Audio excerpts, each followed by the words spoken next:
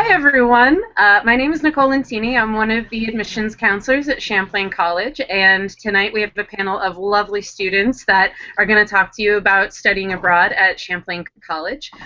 So we're excited for you to either be checking this video out live or checking it out in the archives.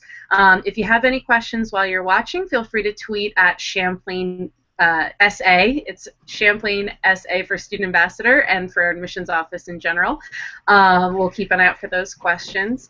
I'm going to turn it over in a moment to Julianna Pratt to introduce you to all the other students that are on here. But thank you for joining us, and hopefully you'll learn a little bit more about studying abroad at Champlain from tonight. All right, over to you, Julianna. Hi, I'm Julianna Pratt. I am a senior here at Champlain College, and I am a major in elementary education, and I studied abroad in Dublin, and I've gathered along here a panel of students who have also studied abroad and had unique experiences. So I'll have them introduce yourselves. Zach, would you like to start? Sure. I'm Saxe. I'm a management of creative media major, graduating this year, and I studied in Japan, and Dublin and Montreal. On to you, Mari. Hi, I'm Mariana. I am a management creative media senior. I studied abroad in Dublin, Montreal, and Shanghai. Kirby. Hi, I'm Kirby McThompson. I'm a business administration major graduating this year, and I studied abroad in Cape Town, South Africa. And over to our last one, Katelyn. Hello, everyone. I'm Katelyn Michell. I'm a senior this year, and I'm an accounting and finance double major, and I studied abroad in Florence and Dublin. All right, and these are our lovely panelists. They're here to answer any questions you have about studying abroad. Our first question we have today is, what is study abroad? Mariana, would you like to touch on that a little bit? Sure, thanks, Juliana. Study abroad is when you get to study in another country, and it's more than just studying. It's experiencing a way of life and a culture that you wouldn't be able to experience at home. Awesome. So where can you go when you study abroad? Katelyn, I know you had a couple of different experiences while you were abroad, so how did you decide where you could go? Yeah, you can really go anywhere you set your mind to, as long as you kind of take the time to plan it out. There are a couple of different options. Champlain itself has a campus in Dublin, Ireland, and then in Montreal, Canada. So that's pretty easy to be able to do. All your credits transfer immediately. And then there's also our, what is it called? Our global partnerships. Global partners, yeah, and we have those in Morocco. Mm-hmm. Yeah. Yes. These ones I don't know for sure. We have a couple different ones that we have global partnerships with that make it really easy to transfer credits. And then you can also go third party, which pretty much means you can go anywhere. And so I took Italian in high school, and so I have a pretty strong Italian background, so that's why I chose to study in Florence. And then I wanted to continue my study abroad experience, so because it was so easy to study abroad in Dublin, Ireland through Champlain, I chose to go there my second semester. Yeah, to touch back on our global partnerships, we have global partnerships in Morocco, New Zealand, Argentina, and Shanghai are our global partnerships that we have. So our next question is, how did you choose where you want to go? So I'll just have you guys go down the list. We'll start with you, Zach. How did you decide where you wanted to go? Thanks. So I've always loved basically all things like Japanese culture and Japanese games and everything like that. So I've really wanted to go for a long time, and I actually just went to the study abroad fair, and me and Nick, my roommate at the time, we just saw like a booth promoting third-party programs, and Japan was there, and we talked to them, got a lot of information about it actually, and we had to send in, it was something like a resume / cover letter thing, and we both ended up getting accepted into the program. So that's how I first went to Japan, and then Champlain makes it super easy. So I went to Dublin and Montreal the following 2 semesters after the summer in Japan, and Noah helped me, and it was super easy to set up, and all the credits transferred like flawlessly. All right. Mari, how did you choose where you decided you wanted to go? So with Dublin and Montreal, because they were Champlain first party options, I knew the professors would be the same, the curriculum would be the same, and I'd still have the freedom to explore the cities and see a different style. So that's why I chose both Dublin and Montreal. And then for Shanghai, it was an internship program. So I got to go via the Champlain Business School. And I've always wanted to go to China, so the fact that the college gave me the opportunity to go just made it work out. Awesome. Thanks, Mari. How about you, Kirby? How did you choose South Africa? So I had a teacher in middle school whose husband was from South Africa, so we focused our world history course on that. And then ever since then, I just wanted to actually go visit the place I had learned all this history about. So then when I was presented with the opportunity to go third party, I just took it and had fun. Nice. And Katelyn, how about you?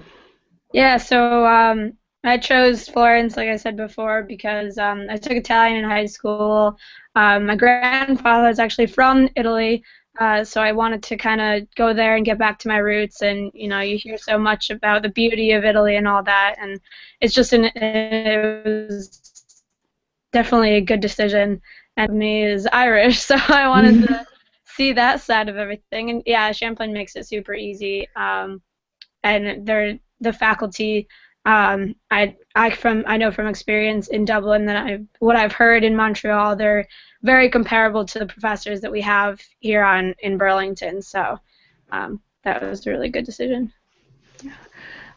So you all kind of touched on this already, but how easy is it to study through our Champlain programs? And Mari, you had the unique experience of going through 3 Champlain programs, so you don't want to talk a little bit about that? Yeah, so going first party through Champlain, it was really just having a meeting at the study abroad office, figuring out what classes I was going to take and applying. The hard part was really just, booking a ticket, which isn't that hard at all. So, yeah, first party is very easy to do. And there's lots of information sessions about it. So Noah will talk, and we'll have information sessions like us telling you about the process and how that all works and transfer. What's nice about first party is you don't actually have to put in or submit anything to transfer credits. They just automatically do because they're Champlain courses, so that's nice about it. Yeah, definitely. So this one I'll hand over to Kirby. What if you want to study somewhere that doesn't have a partnership with Champlain? So Cape Town, I was actually the first student from Champlain to go there in the past 10 years. So there wasn't really anything set up prior. So I did a lot of research through the different study abroad programs throughout the states. There's IES, CIEE, APA, a ton of different options, and I did the research to figure out which one best fit what I wanted out of the study abroad program. I wound up going with IES. And so then I went and met with the study abroad director, Noah, to sit down and go through the paperwork and create a contract for me to go to Cape Town for that semester. Super easy process. And then once he signed it over, it was just filling out the applications, both from the Champlain side and the IES Cape Town side. And once it was accepted, just book my flight and go. Awesome. Thanks, Kirby. Did you have a similar experience with that, Katelyn, when you traveled to Florence?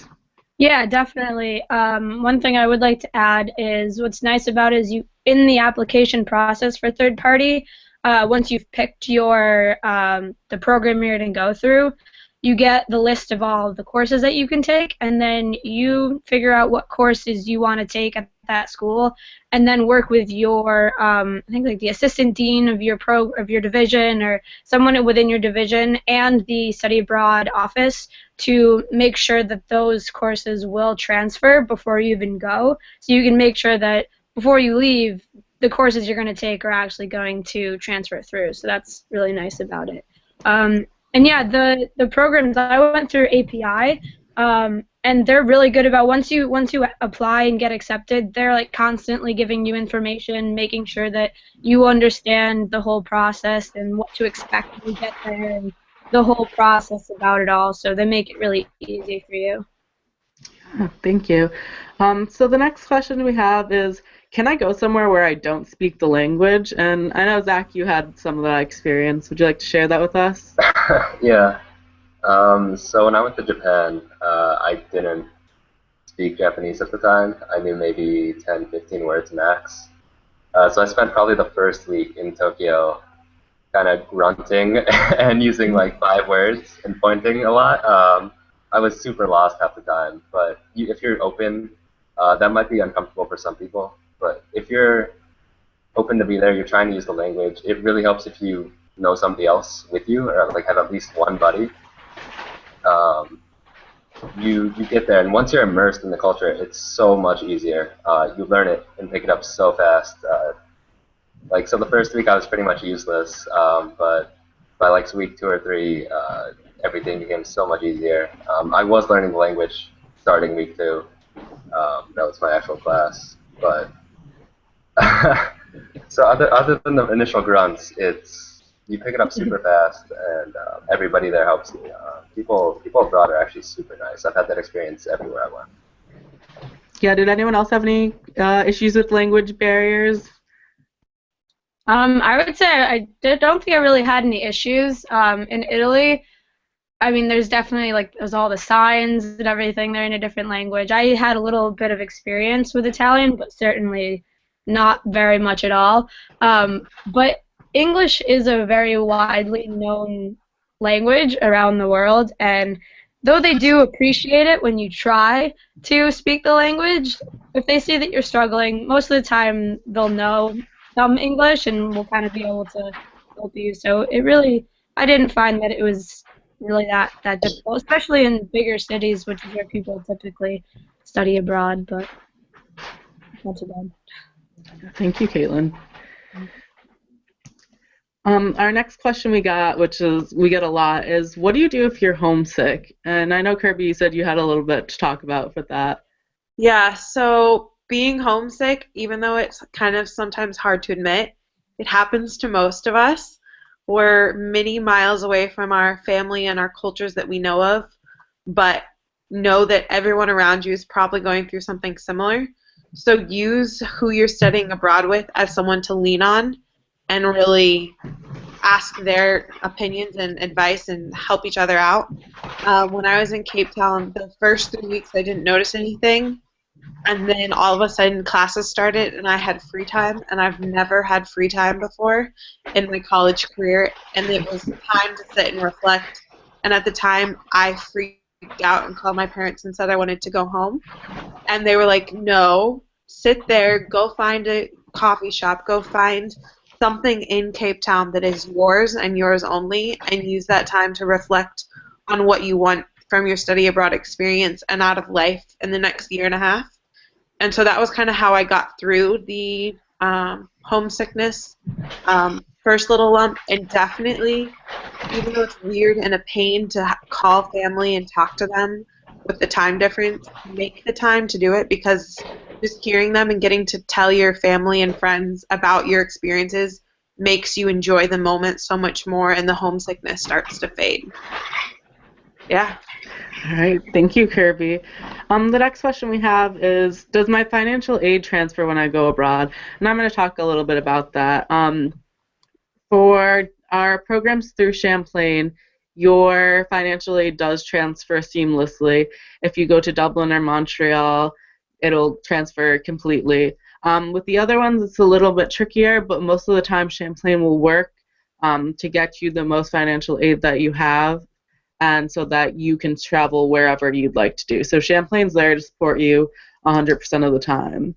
I'll comment on that as well.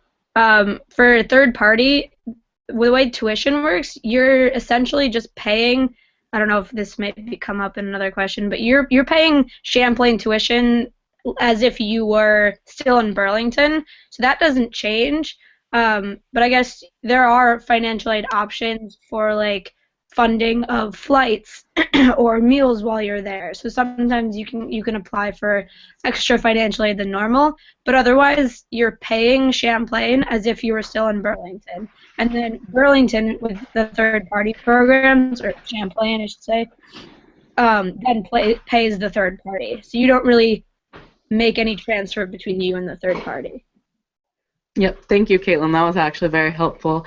The next question we had, and you can each talk about it a little bit, is how were your professors abroad? So whoever wants to take that one first. I'll go. So Cape Town professors were entertaining, to say the least. The mindset and how classes worked were very different. Lectures were very laid back, and then you had discussion breakout sessions that were very quick-paced. Where at Champlain itself, it kind of levels itself out between the two different styles. But they were very enthusiastic and willing to work with the study abroad students. In my case, it wasn't just the study abroad students in one classroom. It was a mixture of study abroad and Cape Town University students. And so to be able to play on both experiences happening right then and there, the professors really use that to guide the courses, and I believe that that is kind of the way all professors like to work. Study abroad is such a huge program, and they utilize it immensely in all the classrooms. Thank you, Kirby. Would anyone else like to speak to that? Yeah, I can. For me, in Florence, it was definitely set up differently than it's set up at Champlain. They're much more. My classes were much more lecture based, but I had to take a Italian course while I was there, and so that was pretty much all in Italian. I mean, like it should be, but all the other courses were completely in English, and the teachers were super willing to help you out if you needed it. Like, they were always reachable by email, and so it was just kind of a different style that you had to kind of get used to, but they were willing to kind of work with you if you were struggling with that sort of setup. And not every class was the same. Some of them were more discussion based, like we have at Champlain. It kind of depended on the class size. And I'll also note that you're going to have people of different backgrounds in your classes. It's not all just U.S. students who are studying abroad. So you'll have students whose native languages is not English. And so I had the experience where I had to write a group paper with a girl whose primary language is Spanish. And so that was definitely, we had to work with each other to, and we had to write it in English, but we had to work together to, make sure we had everything set up correctly. So it was definitely an interesting experience, and you kind of learn to work with what you're given. Definitely. While I was in Dublin, I had a different experience with my professors. They were all amazing, and they changed my life, honestly. And also with that, they did have a different style because they are Irish. They're Irish teachers, Irish professors there for you. And they had a different system of grading, which it was hard to get used to at first because it's very different. And they were like, a B is like what you want to shoot for. Like, no one really gets A's. And that was like their foundation. So you had to get used to that sometimes you're not always going to get that A. But they also do understand that we're Champlain students, and they've tried to adapt the curriculum a little bit more so that we are getting that Champlain experience while we're abroad. Yeah, I can second the Dublin and Montreal teachers. They're all from Champlain. They're Champlain, and they're all amazing. They're super awesome people. One thing that I do remember is, wow, I'm sorry, I had that. That when you're going abroad in these places, the entire group size is about 25 to like 75 people if you're going first party to Dublin or Montreal. So it's a very small group, so most of the teachers actually know every student that's there, and it's like a very different setting than a normal like core class where there's thousands of students here at a time, and the teachers don't know everybody. Thanks, Zach. So my next question I have is, how do your classes transfer when you go abroad? And I don't know if Kirby, you want to talk about that because it's a little bit different for South Africa. Yeah, so the way I did it is I kind of knew from the beginning of my sophomore year that I wanted to do third party. So I worked with my advisor to make sure that when I was doing my course planning, I really took into account that I would be going third party. And as soon as I knew South Africa, I let them know so that we could structure my schedule. So depending on which courses were available in South Africa, I wasn't going to be hindered by the time I got back to the States for this semester. So I took all my core classes, my core 330s, which you guys will learn about, as well as my business electives while abroad. That way I could not have to really worry about making sure I got all the vital information that us in the Western and Northern Hemisphere use in our daily lives, where in the Southern Hemisphere it's slightly different. So that was really important, but I was able to transfer them. They just came in, a business course that I took there came in as an elective here. Awesome.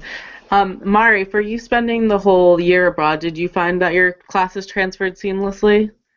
For the most part, although I did also plan in advance in case there were certain courses that weren't offered, and I did find that because I had taken a few credits extra, I had to restructure some of what I did abroad. But Noah Goldblatt, who's our study abroad director, and the faculty in Montreal helped me work through that. So if there's an issue, it can be worked through. All right, thank you, Mari. My next question I have is, what is the social life like abroad? So if you guys want to take turns going down, maybe start with you, Katelyn, on the end. You look a little eager. Yeah, sure. Yeah, I guess I'll start with Florence. There's definitely a dynamic that, at least that I noticed with the people of the native country or wherever you are. They kind of have this idea of American students that all they like to do is party, and that's definitely kind of true. I noticed that, and I would just say, like, there are so many opportunities to go out and meet like Italian people in my case, and it gives you such much a more rich experience being able to interact with the people of that country. Or whatever city you're in, rather than just kind of hanging out with the other American students, which is important. You do want to make sure that you know a base group of friends that you can travel with and all that, but you don't want to spend all your time there. And some people did, and I don't know if they had the great experience. So, and then at least for Dublin, everyone just wants to talk to you, which is awesome. Like, you would walk into a bar and sit down next to someone and they'll strike up a conversation with you and you carry on with it. Everyone's super friendly and It looks like Katelyn froze there for a second. Kirby, you want to take over and tell us about South Africa? Yeah, so in South Africa, I had the opportunity of actually living with Cape Town students. So I lived in one of their res halls. And so I shared a kitchen with 10 other Cape Town students, which really helped because I was able to go into the kitchen and make meals. And that's the time where some of the most genuine conversations happen in our lives is over a meal. So being able to have that experience of working with them and eating with them and having those conversations, and then also being able to hang out with the tourists or the other studying abroad students who want to go do things that the locals are like, oh, so boring to do, was a really nice balance. And I think it's super important. Like, yes, no matter where you are in the world, American study abroad students are kind of looked at as the partiers. But you don't have to be that norm. You can have fun and party and just spend time exploring, visiting coffee shops, visiting museums, spending time with the locals and your study abroad students. And I wound up having one of the best times of my lives by having that nice mixture of all of them. Thanks, Kirby. Mariana, how did you find your social life where you traveled everywhere? In all three of the semesters that I went abroad, I found that it was exactly what you put into it is what you were to get out. So you can stay in your room, watch Netflix, and just not go out. But I found myself going out, checking out different coffee shops, traveling, trying to have conversations, and I've made some incredible friends by just being open and wanting to hear about their experience and having them hear about mine.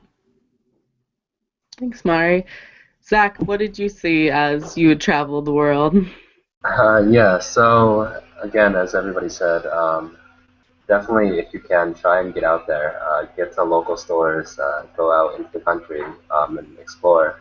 And it's super easy to get into that Champlain bubble where you just want to stay with your own students because it's safe, it's easy, everybody hangs out together and it's fun.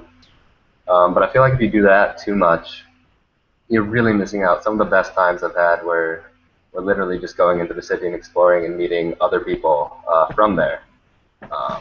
And just going to museums, going to coffee shops, as people say, going out, having a good time. You can definitely party, you can definitely have a good time, be safe, but I do recommend getting out and seeing as much as you can while you're there, because you're only there for so long, and it's going to go by so fast. Thank you, everybody. Did you guys find that it was hard to make friends? I know, Mari, you just said you made some friends along the way. You want to shed some light on that one?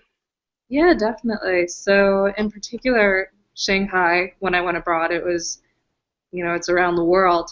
And there were other Champlain students there, but I lived in an international dorm with students from France, Germany, other parts of the United States. And maybe we'd be going out to dinner and I'd ask one of them to join me, or there would be a nightclub, or there would be an event in China that was specific to that area of China that we were in. So it's just, again, being open and willing to try things. That was the best approach. All right, thank you, Mari. Did anyone have any other experiences with creating friendships while they were abroad? Yeah, I can touch on that. For Florence, we had a program where you could meet up with an Italian student who's going to the University of Florence, who's trying to learn English, and then obviously you're trying to learn Italian, and you'd have conversations. They're pretty rudimentary conversations, but you talk 15 minutes in Italian, 15 minutes in English, and just kind of teach each other the language. And through that, I made like 3 really good friends who are from Florence or around Florence, and we still talk to this day. And we invited them over. I was there for the fall of last year, and we invited them over for our Friendsgiving. We had a Thanksgiving while we were there, and they got to experience it with us, and we got to learn about all the different types of holidays they celebrate, and they got to learn about what we celebrate. Awesome. And it feels good to be able to have that connection and be able to, still have it to this day. All right, thank you, Katelyn. So as we know in study abroad, a lot of the times it's a portal for traveling to other countries. So do you guys want to touch on a little bit of the different countries you visited and what you liked about them, what you experienced while you were there? We'll start with Zach. Where did you travel to? Okay, so when I was in Dublin over the break, this fall break, I managed to travel to Prague and Amsterdam. And that was amazing. If possible, I'd recommend if you can get to Europe or basically anywhere outside the United States, and you can travel to countries nearby where you are. Once you get out there, it's way cheaper, way easier. And I would recommend going, like, if you have an urge to go anywhere, you should definitely go. Prague was the most amazing food I've ever had in my life, and I want to go back so badly. But it's so hard to get back there from here. But while I was in Dublin, it was super easy. And then the Netherlands were just beautiful. I remember we just, 3 of us went, and we just went on a bike ride out in Holland. Just saw windmills. We just ate lunch outside. It was just an amazing trip. Thanks, Zach. Mari, how about you? Did you do any travel? I did a lot of traveling. I did 5 trips outside of Dublin and then 3 within Ireland. So I was almost every other week traveling around. And my favorite trip was I did a weekend trip to Austria. So I flew to Germany and took a train there, and we went through the Austrian Alps. and then we took the train back the next day.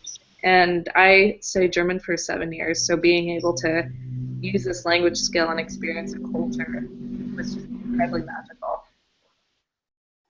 Awesome. Thank you, Mari. How about you, Kirby? Did you get to travel through any parts of Africa?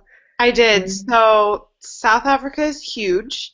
So I only traveled a little bit, but I traveled all over South Africa as well. So I was able to go to the western side and go to Johannesburg, as well as travel to Botswana, Zambia, and Zimbabwe. And my favorite part about that was we went to Victoria Falls in Zambia, and then we just had our taxi driver drop us at the border between Zambia and Zimbabwe, and we walked across the border and through security, past a herd of elephants and baboons, and went to dinner and then came back later that night. So that was probably one of the coolest experiences I had.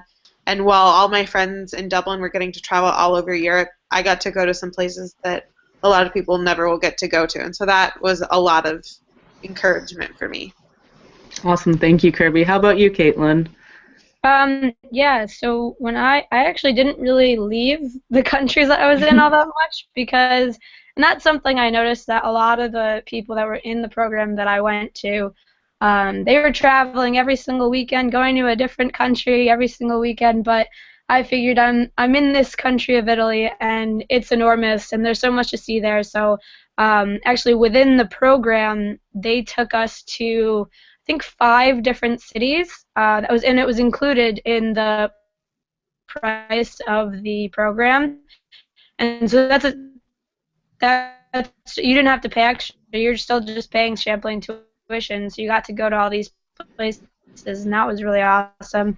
And then for my fall break, I traveled to a bunch of different cities in Italy, and I got to go see where my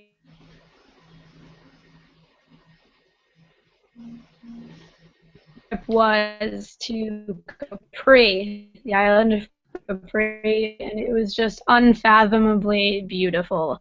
And through Champlain, 2 trips, one to Northern Ireland and one to the west of Ireland, and they're both so awesome, you can't even explain. Then for the spring break, I went to Amsterdam, like Zach did, and yeah, that was just, it's incredible to, and I stayed in an Airbnb, which I had never done before, and that was cool because the woman whose house that we stayed in gave us all like the great places to go see, gave us a lot of information about what to do in the city and all that sort of stuff. So that was really cool. All right, thank you, Katelyn. We're getting to the end here. So what's one way that studying abroad has impacted your life? We'll start with you, Zach.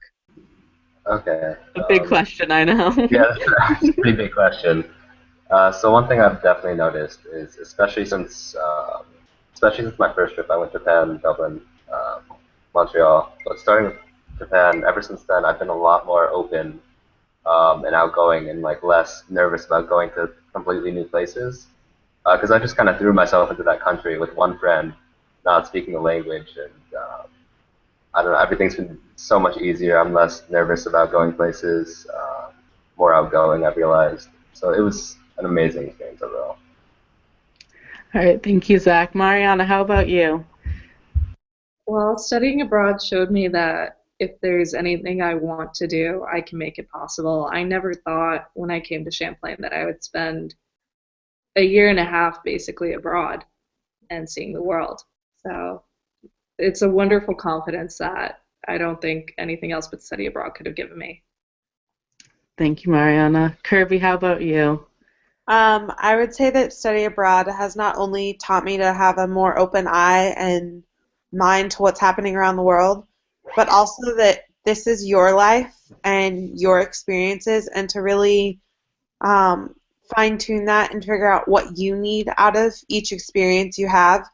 So whether that means taking time for just yourself or finding a group of friends and traveling the city in which you're in, study abroad is a good time to find yourself, as cliche as that sounds. Going into it, I was exhausted of school and just really ready to move on and graduate. And after spending a couple months in Cape Town, I was excited and ready to be back at school with my friends and learn more. And whoever would have thought it took me going 9,000 miles away to make that happen. Thank you, Kirby. Oop, I think we lost Katelyn there. So I'll give my impact too, because studying abroad in Dublin had really changed my life. Also, it really helped me develop my educational perspective. As an elementary education major, I got to work in a school in Ireland, and that was probably one of the most amazing experiences of my life because I got to see how the educational system works in Ireland, and I got so much closer to some actual Irish people and got to hear their stories, and that was amazing. So that was my one impact on my life. So we have one last question here, and it's, do you have any final advice or stories that you want to share with our audience here? We'll start with you, Kirby, because the screen's on you. Okay. I would definitely say if you're thinking about going third party, do it. Who cares if you're the only one from your school or from the school or you don't know anyone even from another school going? It's definitely worth the risk. The reward is so grand, and even though it's scary and you might get homesick, go for it. You can always message one of us, and I'm sure we'll help you along the way. Definitely. How about you, Mariana? If you're thinking about going abroad but you're not sure, talk to people, hear about their experiences. It's so invaluable and so wonderful to do it, and you'll have a blast no matter what. How about you, Zach? Yeah, so I guess my advice is if you go abroad, definitely be open to new things, new cultures. People, it's weird. Even if you travel throughout the States, people vary so differently. And then you travel across the world to Europe or Asia, everywhere, Africa. And the culture is so different. People are so different. Cuisine so different. Be open to everything. Try everything you can if possible. And I honestly think you'll love it no matter where you go. All right, thanks, Zach. Looks like Katelyn came back to join us. So, Katelyn, we are talking about one last piece of advice you have for our viewers about studying abroad. Oh boy. Okay.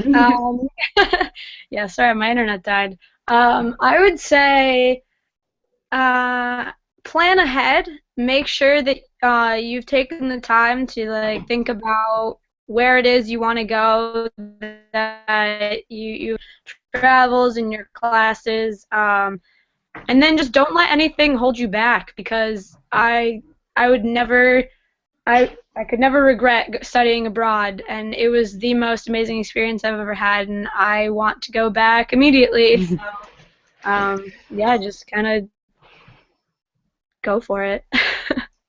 Thank you so much, Katelyn. I just want to thank you all for coming to join us. I want to thank our panelists here, Zach, Mariana, Kirby, Katelyn. Thank you for joining us tonight. You can find our blog or our Google chat on our YouTube video, and Nicole can tell you a little bit more about that. She popped right back in. Yeah, I was just letting you guys run the show. It was fantastic. You made me want to go and study abroad. So thank you to our viewers that checked this out live. I didn't see any questions through Twitter, but if you have any questions after the fact, feel free to send them to that Twitter account I mentioned, Champlain SA. And yeah, if you go to champlainadmissions.champlain.edu, that will bring us to our blog. You'll see the full schedule for the other Hangouts we're doing this week. The next one is tomorrow, and it'll be focused on internships, I believe. And we have one for the next few nights, each night, so hopefully you can check those out. But thank you all for joining us. Thank you to our panelists for sharing your experiences, and have a great night, everybody. Thank you. Thank you. You too. Thanks.